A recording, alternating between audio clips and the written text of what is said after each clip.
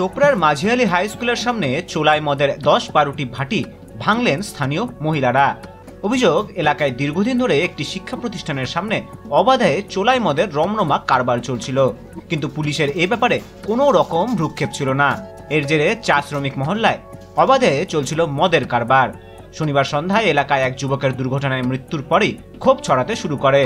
এরপর রবিবার সকালে এলাকার মহিলারা ঝাড়ু লাঠি নিয়ে চোলাই মদের ভাটি উচ্ছেদের অভিযানে নামে। ক্ষোভে তারা বেশ কিছুক্ষণ রাস্তা অবরোধ করে বিক্ষোভ আন্দোলনে সামিল হন। পরে পুলিশের আশ্বাসে অবরোধ তুলে নেওয়া হয়। চোপড়া থেকে মঞ্জুর আলমের রিপোর্ট, উত্তরবঙ্গ সংবাদ।